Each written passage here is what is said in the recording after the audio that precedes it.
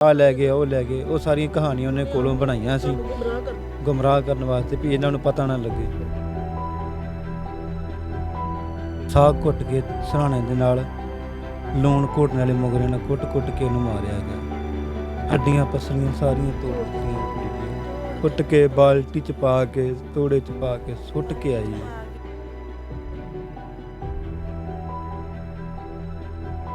जिस बच्ची नूं दे पालन पोषण ਲਈ ਤੁਸੀਂ ਇਸ ਮਾਂ ਨੂੰ ਲੈ ਕੇ ਆਏ ਹੋ, ਉਹ ਇੰਨੀ ਦਰਿੰਦਗੀ ਜਿਹੜੀ ਦਿਖਾ ਕੇ ਉਸਦਾ ਇੰਨੀ ਬੇਰਹਿਮੀ ਦੇ ਨਾਲ ਕਤਲ ਕਰ ਸਕਦੀ ਹੈ। ਤੇ ਕਹੇ ਚੱਲ ਕੋਈ ਨਹੀਂ, ਝਿੜਕਦੀ ਆ ਮਾਰਦੀ ਆ, ਚਲੋ ਪਲ ਜੇਗੀ ਵੱਡੀ ਹੋ ਜਾਏਗੀ ਵਿਆਹ ਦਾਂਗੇ।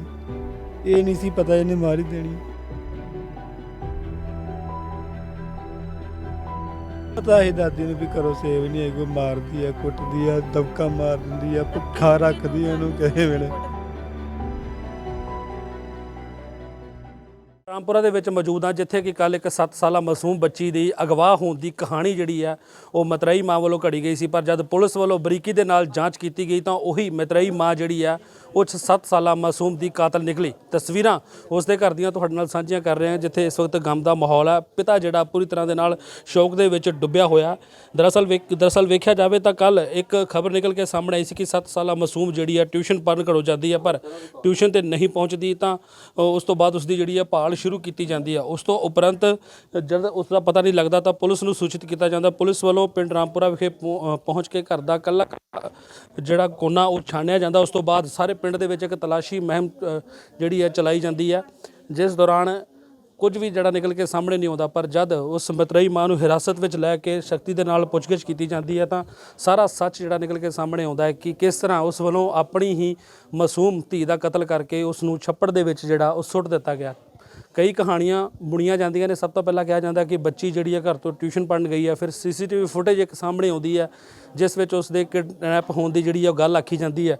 ਪਰ ਇਹਨਾਂ ਸਾਰੀਆਂ ਅਫਵਾਹਾਂ ਤੇ ਉਦੋਂ ਵਿਰਾਮ ਲੱਗਦਾ ਜਦ ਪੁਲਿਸ ਦੇਰ ਰਾਤ ਜਿਹੜੀ ਹੈ ਬੱਚੀ ਦੀ ਲਾਸ਼ ਨੂੰ ਪਿੰਡ ਦੇ ਛੱਪੜ ਦੇ ਵਿੱਚੋਂ ਮਤਰੇਈ ਮਾਂ ਦੀ ਨਿਸ਼ਾਨਦੇਹੀ ਦੇ ਉੱਤੇ ਬਰਾਮਦ ਕਰ ਲੈਂਦੀ ਹੈ। ਤਾਂ ਸਾਰੀਆਂ ਕਹਾਣੀਆਂ ਮੁੱਕ ਜਾਂਦੀਆਂ ਨੇ ਔਰ ਉਦੋਂ ਸਿਰਫ ਇੱਕੋ ਹੀ ਕਹਾਣੀ ਜਿਹੜੀ ਆ ਉਹ ਸਾਹਮਣੇ ਰਹਿ ਜਾਂਦੀ ਕਿ ਕਿਸ ਕਦਰ ਇੱਕ 7 ਸਾਲਾ ਮਾਸੂਮ ਬੱਚੀ ਦਾ ਜਿਹੜਾ ਕਤਲ ਉਸ ਮਤਰੇਈ ਮਾਂ ਵੱਲੋਂ ਕੀਤਾ ਜਾਂਦਾ। ਮਤਰੇਈ ਮਾਂ ਹੋਵੇ ਜਾਂ ਦੂਸਰੀ ਮਾਂ ਹੋਵੇ, ਮਾਂ ਨੂੰ ਰੱਬ ਦਾ ਰੂਪ ਕਿਹਾ ਜਾਂਦਾ, ਪਰ ਕਿਤੇ ਨਾ ਕਿਤੇ ਇਸ ਰਿਸ਼ਤੇ ਨੂੰ ਸ਼ਰਮਸਾਰ ਜਿਹੜਾ ਉਕਤ ਔਰਤ ਵੱਲੋਂ ਕੀਤਾ ਗਿਆ।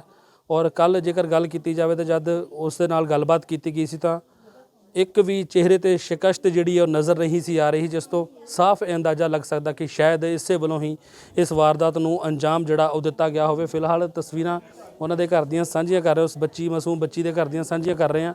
ਉਸ ਦੇ ਪਿਤਾ ਦੇ ਨਾਲ ਗੱਲਬਾਤ ਕਰਾਂਗੇ, ਪਰ ਫਿਲਹਾਲ ਤੁਹਾਨੂੰ ਦਿਖਾ ਰਹੇ ਹਾਂ ਕਿ ਕਿਸ ਕਦਰ ਪੂਰਾ ਪਰਿਵਾਰ ਜਿਹੜਾ ਉਹ ਸੋਗ ਦੇ ਵਿੱਚ ਡੁੱਬਿਆ ਹੋਇਆ। ਉਸ ਦੇ ਪਿਤਾ ਮੌਜੂਦ ਨੇ। ਹਾਂਜੀ ਭਾਜੀ, ਬੱਚੀ ਦੀ ਲਾਸ਼ ਜਿਹੜੀ ਉਹ ਬਰਾਮਦ ਹੋ ਚੁੱਕੀ, ਉਸ ਦੀ ਮਾਂ ਹੀ ਜਿਹੜੀ ਹੈ ਕਾਤਲ ਨਿਕਲੀ। ਹਾਂਜੀ ਸਰ, ਉਹਦੀ ਮਾਂ ਨੇ ਉਹਨੂੰ ਸਾਗ ਘੁੱਟ ਕੇ ਸਰਾਣੇ ਦੇ ਨਾਲ ਲੂਣ ਘੋਟਣ ਵਾਲੇ ਮੁਗਰੇ ਨਾਲ ਕੁੱਟ-ਕੁੱਟ ਕੇ ਉਹਨੂੰ ਮਾਰਿਆ ਹੈਗਾ। ਹੱਡੀਆਂ ਪਸਲੀਆਂ ਸਾਰੀਆਂ ਤੋੜ ਦਿੱਤੀਆਂ ਕੁੜੀ ਦੀਆਂ, ਕੁੱਟ ਕੇ ਬਾਲਟੀ 'ਚ ਪਾ ਕੇ ਤੋੜੇ 'ਚ ਪਾ ਕੇ ਸੁੱਟ ਕੇ ਆਈ। ਕਦੀ ਸੋਚਿਆ ਸੀਗਾ ਵੀ ਜਿਸ ਬੱਚੀ ਨੂੰ ਦੇ ਪਾਲਣ ਪੋਸ਼ਣ ਲਈ ਤੁਸੀਂ ਇਸ ਮਾਂ ਨੂੰ ਲੈ ਕੇ ਆਏ ਹੋ, ਉਹ ਇੰਨੀ ਦਰਿੰਦਗੀ ਜਿਹੜੀ ਦਿਖਾ ਕੇ ਉਸਦਾ ਇੰਨੀ ਬੇਰਹਿਮੀ ਦੇ ਨਾਲ ਕਤਲ ਕਰ ਸਕਦੀ ਹੈ?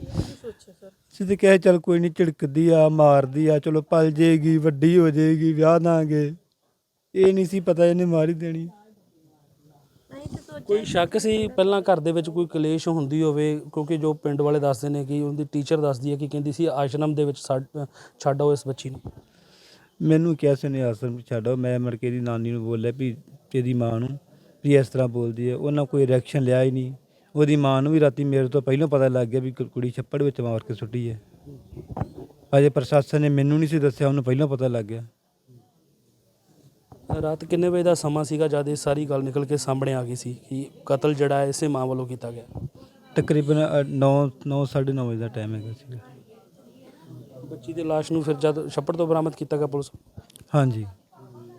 ਕੋਈ ਕੱਲ ਇਹੋ ਜਿਹੀ ਗੱਲ ਹੋਈ ਸੀ ਕਿਵੇਂ ਕਈ ਤਰ੍ਹਾਂ ਦੀਆਂ ਕਹਾਣੀਆਂ ਘੜੀਆਂ ਗਈਆਂ ਕਿ CCTV ਸਾਹਮਣੇ ਆਈ, ਕਿਡਨੈਪ ਹੋ ਗਿਆ, ਟਿਊਸ਼ਨ ਪੜ੍ਹਨ ਗਈ ਸੀ, ਤੁਹਾਨੂੰ ਇਸ ਬਾਰੇ ਪਤਾ ਨਹੀਂ ਸੀ? ਆ ਲੈ ਗਏ ਉਹ ਲੈ ਗਏ, ਉਹ ਸਾਰੀਆਂ ਕਹਾਣੀਆਂ ਉਹਨੇ ਕੋਲੋਂ ਬਣਾਈਆਂ ਸੀ ਗੁੰਮਰਾਹ ਕਰਨ ਵਾਸਤੇ ਵੀ ਇਹਨਾਂ ਨੂੰ ਪਤਾ ਨਾ ਲੱਗੇ। ਬੱਚੀ ਦੀ ਦਾਦੀ ਦੀ ਗੱਲ ਨਿਕਲ ਕੇ ਸਾਹਮਣੇ ਆਈ ਹੈ। ਸਕੂਲ ਦੀ ਟੀਚਰ ਉਹਦੀ ਦੱਸਦੀ ਹੈ ਕਿ ਜਦ ਸਕੂਲ ਆਉਂਦੀ ਸੀ ਤਾਂ ਕੰਧ ਦੇ ਉੱਪਰ ਬੈਠੀ ਇੰਤਜ਼ਾਰ ਉਹਦਾ ਕਰਦੀ ਰਹਿੰਦੀ ਸੀ, ਕਿਉਂਕਿ ਕਿਤੇ ਨਾ ਕਿਤੇ ਦਾਦੀ ਨੂੰ ਇਹ ਵਿਸ਼ਵਾਸ ਸੀਗਾ ਵੀ ਘਰ ਉਹ ਸੇਫ ਨਹੀਂ ਹੈ, ਸੁਰੱਖਿਅਤ ਨਹੀਂ ਹੈ। ਪਤਾ ਸੀ ਦਾਦੀ ਨੂੰ ਵੀ ਘਰੋਂ ਸੇਵ ਨਹੀਂ ਹੈ, ਕੋਈ ਮਾਰਦੀ ਆ, ਕੁੱਟਦੀ ਆ, ਦਬਕਾ ਮਾਰ ਦਿੰਦੀ ਆ, ਭੁੱਖਾ ਰੱਖਦੀ ਆ ਉਹਨੂੰ ਕਿਸੇ ਵੇਲੇ। ਕੁੱਟਦੀ ਆ, ਤਾਂ ਕਰਕੇ ਇਹ ਨਹੀਂ ਹੈਗਾ। ਬਿਲਕੁਲ ਤਸਵੀਰਾਂ ਜਿਹੜੀਆਂ ਨੇ ਉਹ ਭਾਵੁਕ ਕਰਨ ਵਾਲੀਆਂ ਨੇ, ਕਿਉਂਕਿ ਇੱਕ ਪਿਤਾ ਜਿਸ ਦੀ ਮਾਸੂਮ ਬੱਚੀ ਹੈ ਔਰ ਉਸ ਦੇ ਮਨ ਦੇ ਵਿੱਚ ਕਿਤੇ ਨਾ ਕਿਤੇ ਗਹਿਰਾ ਧੱਕਾ ਲੱਗਾ ਕਿ ਜਿਸ ਮਾਂ ਨੂੰ ਉਹ ਉਸ ਦਾ ਪਾਲਣ ਪੋਸ਼ਣ ਕਰਨ ਲਈ ਲੈ ਕੇ ਆਇਆ ਸੀ, ਉਸ ਮਾਂ ਨੇ ਹੀ ਜਿਹੜਾ ਡੈਣ ਬਣ ਕੇ ਉਸ ਮਾਸੂਮ ਬੱਚੀ ਦਾ ਜਿਹੜਾ ਬੇਰਹਿਮੀ ਦੇ ਨਾਲ ਕਤਲ ਕਰ ਦਿੱਤਾ ਗਿਆ। ਕਿੰਨੀ ਦਰਿੰਦਗੀ ਜਿਹੜੀ ਦਿਖਾਈ ਗਈ ਹੈ ਕਿ ਪਹਿਲਾਂ ਸਿਰਹਾਣੇ ਦੇ ਨਾਲ ਸਾਹ ਕੁੱਟਿਆ ਜਾਂਦਾ, ਫਿਰ ਉਸ ਦੇ ਲੂਣ ਘੁੱਟਣੇ ਦੇ ਨਾਲ ਜਿਹੜਾ ਉਸ ਨੂੰ ਬੇਰਹਿਮੀ ਦੇ ਨਾਲ ਕੁੱਟਿਆ ਜਾਂਦਾ, ਹਰ ਇੱਕ ਹੱਡੀ ਪਸਲੀ ਜਿਹੜੀ ਉਹ ਬੱਚੀ ਦੀ ਤੋੜ ਦਿੱਤੀ ਜਾਂਦੀ ਔਰ ਉਸ ਤੋਂ ਬਾਅਦ ਉਸ ਦੀ ਲਾਸ਼ ਨੂੰ ਜਿਹੜਾ ਉਹ ਬੋਰੀ ਵਿੱਚ ਪਾ ਕੇ ਛੱਪੜ ਦੇ ਵਿੱਚ ਸੁੱਟ ਦਿੱਤਾ ਜਾਂਦਾ। ਫਿਲਹਾਲ ਪੁਲਿਸ ਵੱਲੋਂ ਉਸ ਨੂੰ ਗ੍ਰਿਫਤਾਰ ਕਰ ਲਿਆ ਗਿਆ ਔਰ ਪੁਲਿਸ ਵੱਲੋਂ ਜਿਹੜੀ ਅਗਲੀ ਕਾਰਵਾਈ ਹੈ ਉਹ ਕੀਤੀ ਜਾ ਰਹੀ ਹੈ। ਪੁਲਿਸ ਵੱਲੋਂ ਅਜੇ ਵੀ ਇਸ ਮਾਮਲੇ ਦੀ ਜਾਂਚ ਜਾਰੀ ਹੈ ਕਿ ਆਖਰ ਬੱਚੀ ਦਾ ਜਿਹੜਾ ਉਹ ਕਤਲ ਕਿਉਂ ਕੀਤਾ ਗਿਆ, ਨਾਲ ਕੌਣ-ਕੌਣ ਇਨਵੋਲਵ ਸੀ। ਗੱਲਬਾਤ ਕਰਦੇ ਹਾਂ। ਹਾਂਜੀ ਭੈਣ ਜੀ, ਕੀ ਨਾਂ ਜੀ? ਹਾਂਜੀ, ਤੁਸੀਂ ਕੀ ਲੱਗਦੇ ਬੱਚੀ ਦੇ? ਮੈਂ ਜੀਤ ਦੀ ਭੂਆ, ਉਹਦੀ ਦਾਦੀ ਲੱਗਦੀ ਹੈ। ਦਾਦੀ ਲੱਗਦੇ। ਤੇ ਜਿਵੇਂ ਭਾਜੀ ਨੇ ਦੱਸਿਆ ਕਿ ਪਹਿਲਾਂ ਹੀ ਪਤਾ ਲੱਗ ਗਿਆ ਸੀਗਾ ਉਸ ਦੀ ਨਾਨੀ ਨੂੰ ਕਿ ਇਹ ਬੱਚੀ ਦਾ ਜਿਹੜਾ ਕਤਲ ਕਰ ਦਿੱਤਾ ਗਿਆ, ਕਿਤੇ ਨਾ ਕਿਤੇ ਇਨਵੋਲਵਮੈਂਟ ਸੀਗੀ ਦੋਵਾਂ ਦੀ। ਹੋ ਸਕਦਾ ਸਰ, ਕੋਈ ਘਰ ਨਹੀਂ ਰਹਿੰਦਾ, ਇਹ ਵੀ ਹੋ ਸਕਦਾ। ਅਸੀਂ ਤਾਂ ਹਸਪਤਾਲ ਨਾ ਕਾਫੀ ਮੇਜਰ ਪ੍ਰੋਬਲਮ ਸੀ ਨਾ ਭਾਬੀ ਨੂੰ, ਤੇ ਉਹਨਾਂ ਦਾ ਆਪਰੇਸ਼ਨ ਵੀ ਕਾਫੀ ਵੱਡਾ ਹੋਇਆ ਵਾ, ਤੇ ਅਸੀਂ ਸਾਰੇ ਬਿਜੀ ਉੱਧਰ ਹੀ ਰਹਿੰਦੇ ਹਾਂ ਵੀ ਭਾਬੀ ਸਾਡੀ ਬਚ ਜੇ, ਭਾਬੀ ਸਾਡੀ ਬਚ ਜੇ। ਸਾਡਾ ਇੱਧਰ ਧਿਆਨ ਨਹੀਂ ਸੀ ਵੀ ਜਾਂ ਇਹਨੇ ਬੱਚੇ ਨੂੰ ਇਸ ਤਰ੍ਹਾਂ ਕਰ ਦੇਣਾ, ਇਹ ਵਿਸ਼ਵਾਸ ਨਹੀਂ ਹੁੰਦਾ।